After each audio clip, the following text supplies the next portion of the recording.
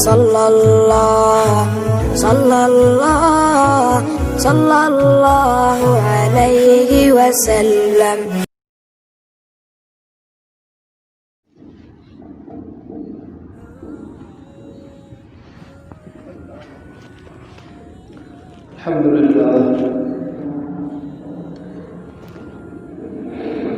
الحمد لله الذي رفع السماء بقدرته ودحى الأرض بمشيئته وخلق الخلائق بإرادته.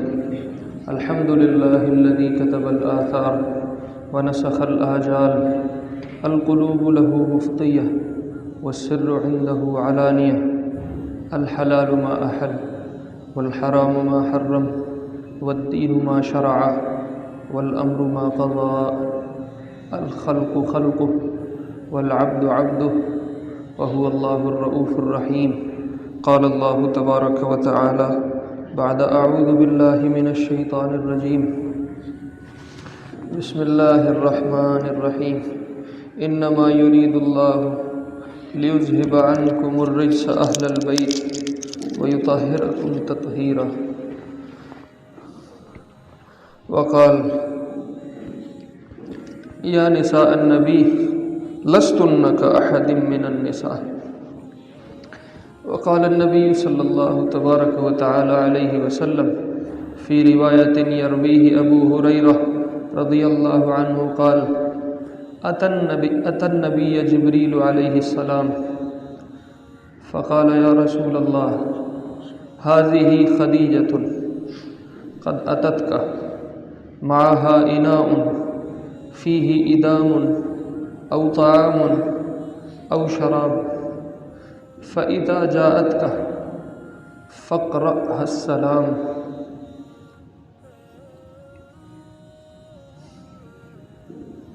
عليها من ربها ومني وبشرها ببيت في الجنة من قصب لا صخب فيه ولا نصب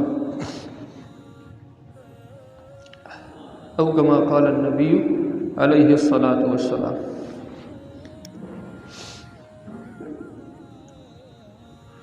پچھلے جمعے بے سیرت کا سلسلہ پہنچاتے ہوئے ہم آئے جب آپ علیہ السلام 25 سال کی عمر میں حضرت خدیجہ کا مال تجارت لے کے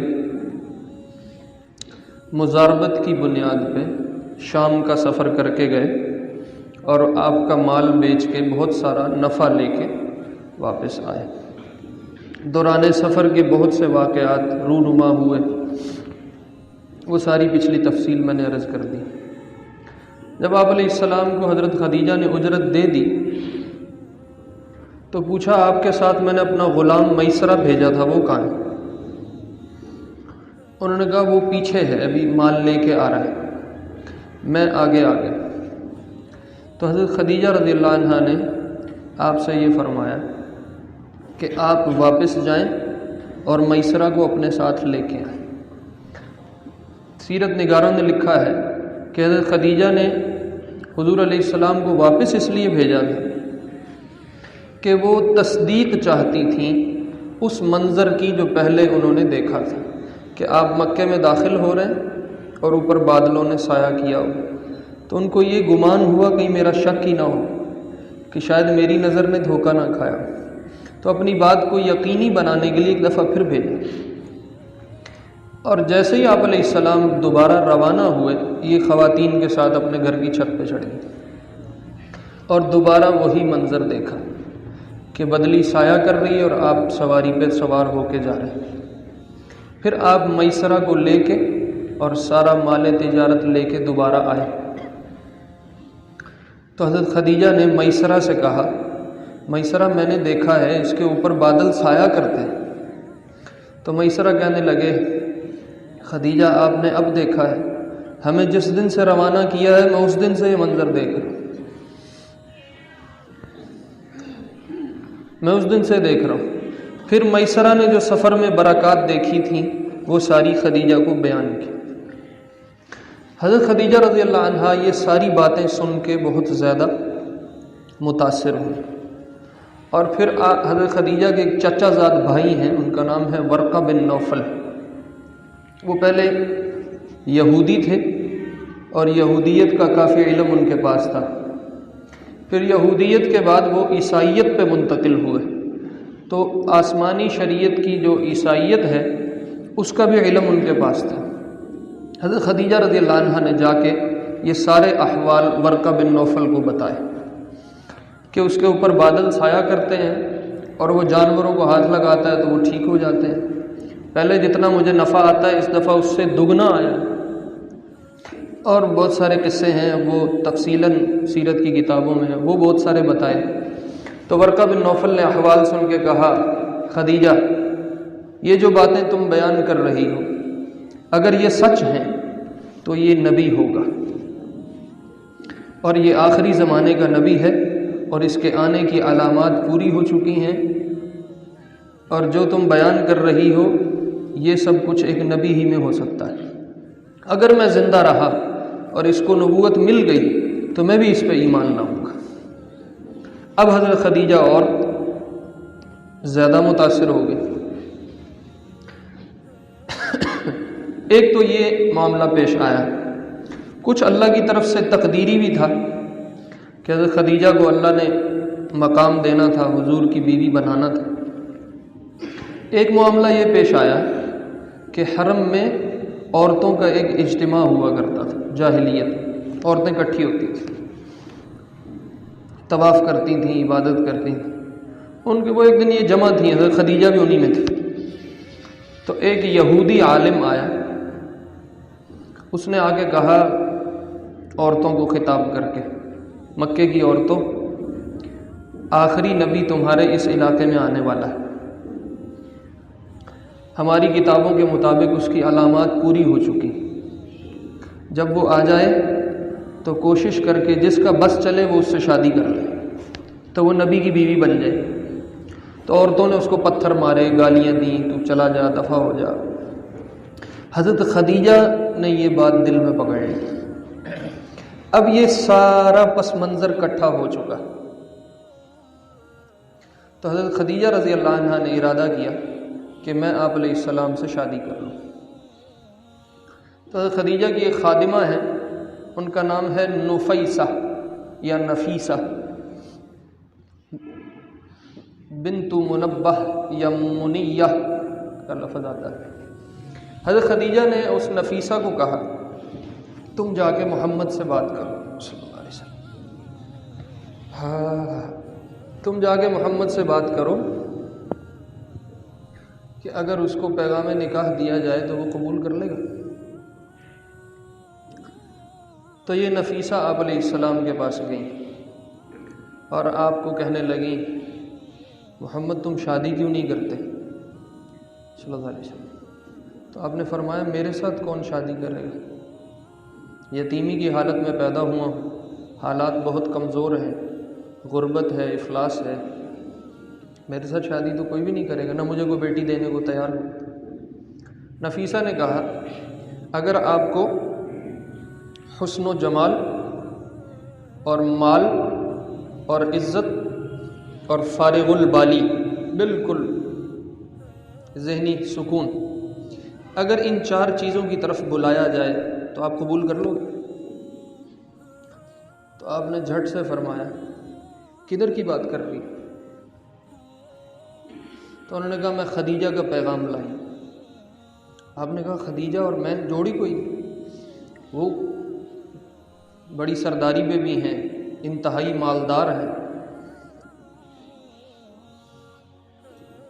اور میری مالی حالت تمہارے سامنے ہے۔ تو انہوں نے کہا خدیجہ قبول کر چکی، اگر آپ قبول کرو تو کل فلاں وقت میں آ جاؤ، تمہارا نکاح ہو جائے گا۔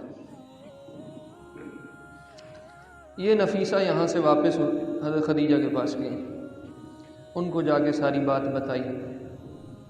حضرت خدیجہ کے چچا ہیں عمر بن اسد،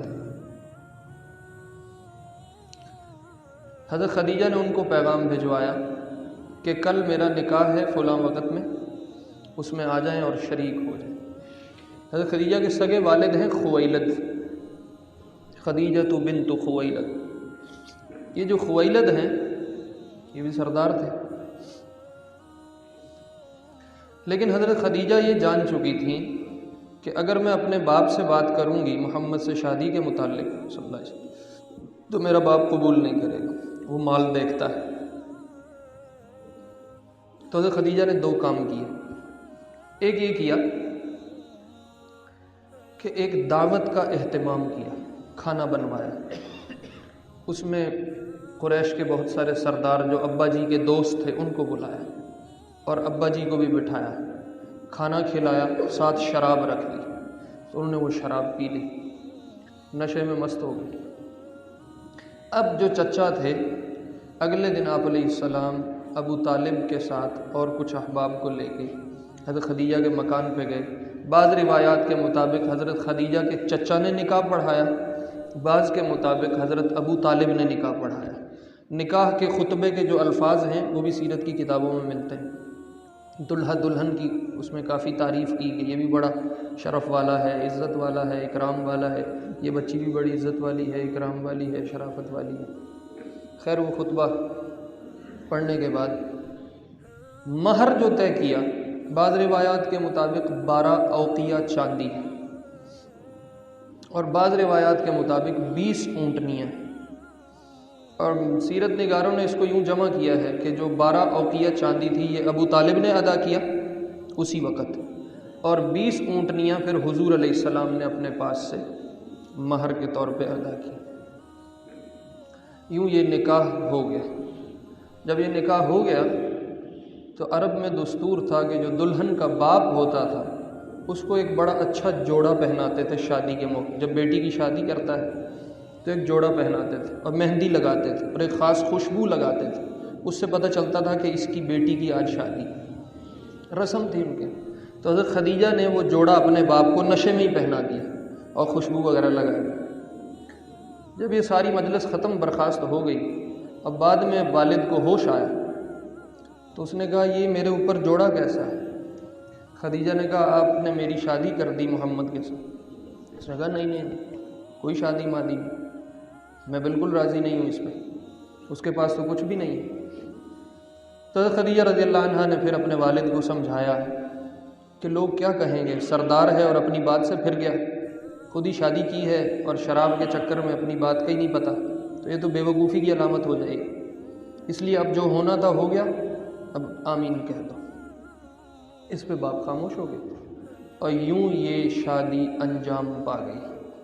اگلے دن حضور علیہ السلام نے 1 یا 2 اونٹنیاں ذبح کر کے اس سے ولیمہ کیا۔ یہ آپ علیہ السلام کی پہلی بیوی، اس وقت تک حضرت خدیجہ کی اس سے پہلے 2 شادیاں ہو چکی۔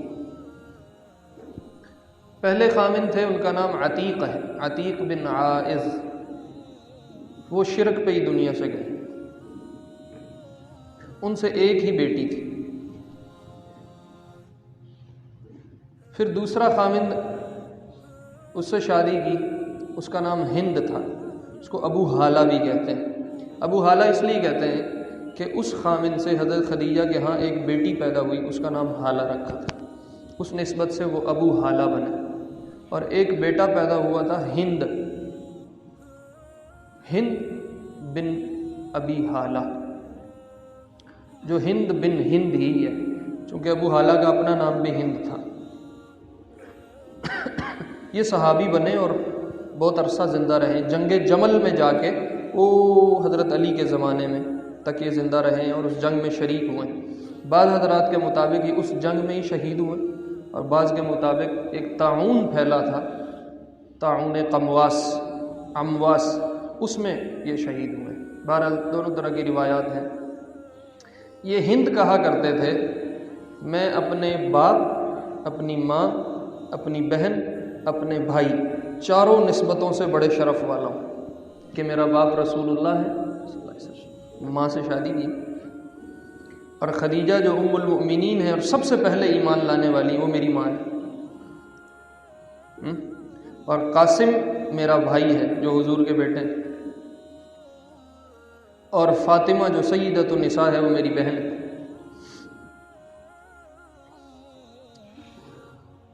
حضرت خدیجہ سے آپ علیہ السلام کی تقریباً ساری اولاد ہوئی سوائے ابراہیم کے، ابراہیم ماریہ قبطیہ سے پیدا ہوئے، اس کے علاوہ 6 بچے حضرت خدیجہ سے ہی پیدا ہوئے۔ جب آپ علیہ السلام کی عمر 27 یا 28 سال ہوئی تو پہلے صاحبزادے کی ولادت ہوئی جس کا نام ہے قاسم، اسی سے آپ علیہ السلام ابو القاسم کہلاتے ہیں، آپ کی کنیت ہے ابو القاسم۔ ان کے بعد زینب پیدا ہوئی جو سب سے بڑی بیٹی۔ زینب کی شادی ابو العاص سے کی گئی اور ابو العاص حضرت خدیجہ کے سگے بھانجے، بعد میں صحابی بھی بن گئے تھے۔ اور زینب کے بعد پھر رقیہ ہیں تیسرے نمبر پہ، پھر ام کلثوم ہیں، اور پھر حضرت فاطمہ رضی اللہ عنہ کی پیدائش ہے۔ حضرت فاطمہ کے بعد ایک اور صاحبزادے ہیں جن کا نام عبداللہ ہے۔ بعض سیرت نگار کہتے ہیں کہ اس کے علاوہ بھی 2 بچے تھے، طیب اور طاہر، لیکن اکثر محققین کی رائے یہ ہے کہ طیب اور طاہر دونوں عبداللہ ہی کے لقب تھے، یہ الگ بچے نہیں۔ یوں حضرت خدیجہ رضی اللہ عنہ کے تقریباً ایک پیٹ، حضرت خدیجہ کے پیٹ سے 6 بچوں کی پیدائش ہوئی حضور علیہ السلام کی۔ جو رقیہ ہیں ان کا رشتہ ابو لہب کے بیٹے عتبہ سے طے ہوا، جیسے بچپن میں رشتے طے ہو جاتے ہیں۔ یہ ساری اولاد جو پیدا ہوئی ہے یہ ہوئی ہے تقریباً 27 سال کی عمر سے لے کے 35 سال کی عمر، چونکہ حضرت فاطمہ کی جو پیدائش ملتی ہے رضی اللہ عنہ وہ نبوت ملنے سے 5 سال پہلے، اور نبوت ملی 40 سال میں، تو تقریباً 35 سال میں حضرت فاطمہ کی ولادت بنتی۔ تو بچپن میں ہی جیسے رشتے ہو جاتے ہیں تو وہ ابو لہب کے 2 بیٹوں سے رقیہ اور ام کلثوم کا رشتہ طے کیا تھا۔ پھر جب آپ نے نبوت کا اعلان فرمایا تو ابو لہب نے خالصتاً دینی دشمنی پہ اور توحید پرستی کی وجہ سے دشمنی پہ اتر کے نفرت کے اظہار کے لیے اپنے بچوں کو تیار کیا کہ محمد کی بیٹیوں کو طلاق دے دو۔ تو وہ عتبہ نے رقیہ کو طلاق دے دی اور عتیبہ نے ام کلثوم کو طلاق دے دی، اور آپ علیہ السلام سے کافی بدتمیزی کی۔ جب اس نے بدتمیزی کی تو آپ کو بڑا صدمہ ہوا۔ ایک وہ بیٹی کی طلاق کا دکھ تھا، اوپر اس نے بدتمیزی بہت زیادہ کر دی، تو آپ نے ایک دعا فرمائی، اللہم سلط علیہ کلبا من کلابک، یا اللہ اس کے اوپر اپنے کتوں میں سے وہ کتا چھوڑ۔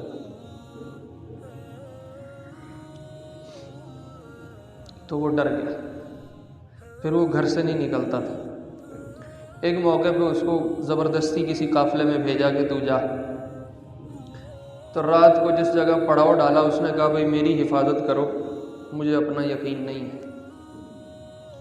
تو اس کو بالکل درمیان میں سلایا قوم نے، اور ارد گرد سارے اب باقی سوئے، اور پھر اس کے باہر والی سائیڈ پہ اپنے اونٹ باندھے، یوں حصار قائم کر کے اس کو سلایا۔ لیکن رات کو ایک شیر آیا جنگل سے اور سونگتا سونگتا سونگتا اس پہ پہنچا، اور اس کو پکڑ کے چیر پھاڑ کے اس کو وہیں ختم کر دی، اور آپ علیہ السلام کی یوں دعا پوری ہو گئی۔ یہ حضرت خدیجہ رضی اللہ عنہ آپ علیہ السلام کی پہلی بیوی ہے۔ حضرت خدیجہ کی عمر اس وقت 40 سال ہے اور حضور علیہ السلام کی عمر 25 سال ہے جب یہ نکاح ہوا۔ آپ علیہ السلام کو حضرت خدیجہ سے بہت مناسبت تھی، بہت زیادہ اٹیچمنٹ۔ ویسے بھی فطری بات ہے، انسان زندگی میں جتنی شادیاں کر لے، جو پہلی شادی ہے وہ انسان کو نہیں بھولتی، کیونکہ محبتوں کا سارا محور آ کے جہاں پہلی دفعہ فٹ ہوتا ہے وہ جگہ پکڑ جاتا ہے۔ آپ نے پھر زندگی میں اور شادیاں کی ہیں، نکاح بھی کیے ہیں، لیکن جو حضرت خدیجہ کا اہتمام تھا وہ کسی اور کو نہیں پھر ملا، کسی کو نہیں ملا۔ حجۃ الوداع کے موقع پہ آپ نے صحابہ نے پوچھا رسول اللہ آپ کا خیمہ ہم کہاں لگائیں؟ آپ نے فرمایا خدیجہ کی قبر پہ لگا، اپنا خیمہ خدیجہ کی قبر پہ لگوایا، اور جتنے دن قیام فرمایا وہیں خیمے پہ قیام فرمایا، اور خدیجہ کو بہت یاد کرتے تھے، ان کی خیر بہت یاد کرتے تھے۔ کہاں سرداری، کہاں مالداری، اور یہ حالت ہوئی کہ شیب ابی طالب میں بھوک اور پیاس میں خدیجہ کا انتقال ہو۔ اس لیے حضرت جبریل ایک دفعہ تشریف لائے،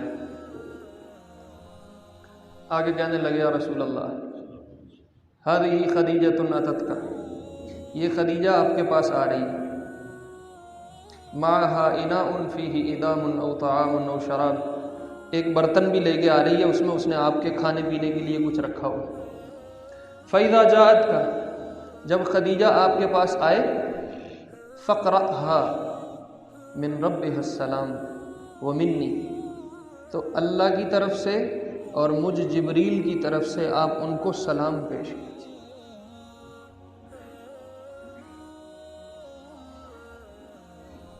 وَبَشِّرْهَا بِبَيْتٍ فِي الْجَنَّةِ مِن قَصَبٍ، اور جنت میں موتیوں سے بنے ہوئے ایک محل کی انہیں خوشخبری دی، لا فیہ صخب ولا نصب، اس محل میں نہ وہ کوئی شور سنیں گی اور نہ کسی قسم کی تھکاوٹ دیکھیں گی، اللہ نے ان کے لیے یہ جزا کا بندوبست کیا۔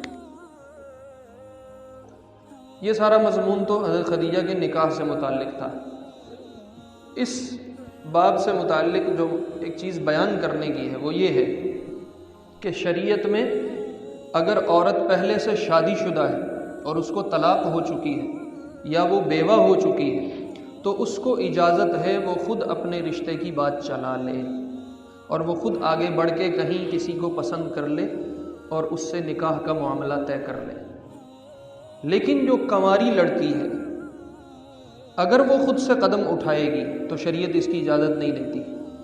پھر شریعت آگے باپ کو یہ حکم دیتی ہے کہ اگر تمہیں جہاں عورت نے رشتہ خود سے کر لیا ہے کنواری لڑکی نے، اگر تو وہ تمہیں سمجھ میں آتا ہے تو اس کو بحال کر دو، جانے دو، اور اگر سمجھ میں نہیں آتا تو اس نکاح کو باپ ختم کر سکتا ہے۔ یہ مسئلہ میں نے اس لیے بیان کیا ہے کہ اب ٹیلی فون کا دور ہے، جوانوں کے جذبات تیز ہیں، خوراکیں گرم ہیں، ہر طرف سے شہوت کی دعوت ہے، تو یہ نوجوان نسل اب کسی کے پلے اور ہاتھ میں نہیں رہی، یہ بے لگام ہو چکے ہیں، خود سے ہی رشتے طے کرتے ہیں اور خود سے ہی بھاگ کر کے کہیں شادی کر لیتے ہیں، اور جب مہینے بعد کہیں دودھ سر سے اترتا ہے تو پھر کہانی کھلتی ہے نہ آگے کے نہ پیچھے کے۔ حضرت خدیجہ کے قصے کو کبھی بھی دلیل بنا کے خود سے رشتہ نہیں کرنا، وہ اس لیے ہے کہ حضرت خدیجہ بیوہ تھی اور ان کو شریعت نے اجازت دی تھی، ورنہ کسی بھی کنوارے لڑکے کو یا لڑکی کو خاص طور پہ اپنے اولیاء کی اجازت کے بغیر رشتے کی اجازت نہیں ہے۔ میں آپ کو کیا سناؤں، میں پچھلے دنوں ایک رپورٹ سن رہا تھا، 2018 ایک سال صرف لاہور ہائی کورٹ، پورے ملک کی عدالتیں نہیں، صرف ایک لاہور ہائی کورٹ کی 2018 ایک سال کی رپورٹ، کتنی طلاقیں ہیں؟ کتنی ہیں؟ 14,520 طلاقیں جو عدالت میں کیس رپورٹ ہوئے، جو نہیں ہوئے وہ پتہ نہیں کتنے ہیں، اور جو لاہور کے علاوہ عدالتوں میں ہیں وہ پتہ نہیں کہاں کہاں۔ اور انہوں نے تجزیہ کیا کہ ان 14,000 طلاقوں میں 70-80% وہ طلاقیں ہیں جو نوجوانوں نے خود ہی بڑھ کے آگے شادی کر لی، ہفتے بعد 2 بعد بھوت اترا، پھر کہانی کھلی کہ اوہو یہ کیا کر لی۔ موقع کے جذبات ہوتے ہیں، ہر گھر میں ٹی وی ہے، شہوت کی دعوت ہے، چاروں طرف ننگ دھڑنگ ہے، جذبات تیز ہیں، خوراکیں تیز ہیں، مسالے تیز ہیں، یہ ساری چیزیں کاؤنٹ ہوتی ہیں۔ پھر یہ نوجوان قدم اٹھاتے ہیں، اور جب یہ قدم اٹھا لیتے ہیں تو پھر ساری زندگی پچھتاوے کے علاوہ کچھ ہاتھ نہیں آتا۔ یہ روز کے مسائل ہیں، خدا کی قسم ایک ہفتے میں اگر ہمارے پاس یہاں 300 مسئلہ کوئی پوچھنے آتا ہے، لوگ آتے رہتے ہیں مسئلے پوچھنے، تو ان 300 مسئلوں میں سے 250 مسئلے طلاقوں کے۔ یہ تو میں آپ کو اپنا یہاں کا تجزیہ دے رہا ہوں، اور ان طلاقوں میں اکثر جذبات کی خرابی ہے، شہوت کا غلبہ ہے، جذبات کی خرابی ہے، گھر توڑ بیٹھتے ہیں۔ نہ لڑکی نے سیکھا گھر کیسے بنانا ہے، نہ لڑکے نے سیکھا گھر کیسے جوڑنا ہے، تو وہ ہفتے بعد ٹوٹ جائے گا اور کیا ہو۔ گڈا گڈی کا کھیل تو ہے نہیں، تو امتحان ہے، زندگی بھر کا امتحان ہے، اور امتحان کبھی آسان نہیں ہوتا، امتحان کبھی آسان نہیں ہوتا۔ اس لیے شادی سے گھبرانا بھی نہیں، اللہ نے مردوں کے لیے امتحان رکھا ہے، یہ امتحان دینا ہے، اور اس میں ساری زندگی کوشش کرنی ہے کہ اللہ کرے ہم اپنے اس امتحان میں پاس ہوں۔ تو کبھی بھی یہ جوان نسل بیٹھی ہے، ان کو کہتا ہوں کبھی بھی جذبات کے ہاتھوں فیصلے نہ کرو، اپنے ماں باپ کے حوالے اپنے آپ کو کرو، جہاں مناسب سمجھے، جہاں بہتر سمجھے۔ ماں باپ کو شکل و صورت نہیں دیکھنی ہوتی، ماں باپ ان راستوں سے گزر چکے ہیں، ان کو پتہ ہے ہمیں کیا دیکھنا ہے کیا نہیں دیکھنا ہے، کن چیزوں سے گھر آباد ہوتے ہیں، کن چیزوں سے گھر ویران ہوتے ہیں۔ اللہ نے بڑوں کے فیصلوں میں برکتیں رکھی ہیں، اس لیے بڑوں کے فیصلوں کے ماتحت اپنے آپ کو کرنا، اپنا ہاتھ ان کے ہاتھ میں پکڑانا کہ وہ جہاں چاہیں بہتر سمجھیں آپ کا نکاح اور رشتہ کر دیں۔ اگر اس طرح گھر آباد ہوں گے تو اللہ کی رحمت سے امید ہے کہ یہ گھر چلتے رہیں، پھر اللہ کی رحمت شامل حال ہو جاتی ہے، پھر اللہ کی طرف سے برکتیں شامل حال ہو جاتی ہیں۔ اور اگر خدا نخواستہ خود جذبات سے کام کیا تو پھر وہ ساری بنیاد ہی غلط ہے۔ جب بنیاد غلط ہے تو نحوست کے علاوہ کچھ بھی نہیں آتا، اور نحوست جب پڑتی ہے تو وہ کہاں گھر بننے دے گی، وہ تو ٹوٹے گی۔ تو حضرت خدیجہ رضی اللہ عنہا کے خود سے نکاح کر لینے کو دلیل نہیں بنانا، وہ اس لیے تھا کہ وہ خود بیوہ تھیں۔ اللہ رب العزت حضور علیہ السلام کی زندگی سیکھ کے عمل کرنے کی توفیق عطا فرمائے۔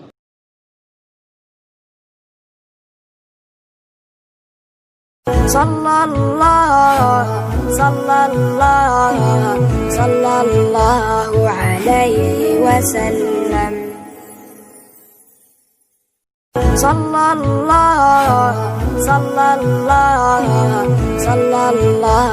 عليه وسلم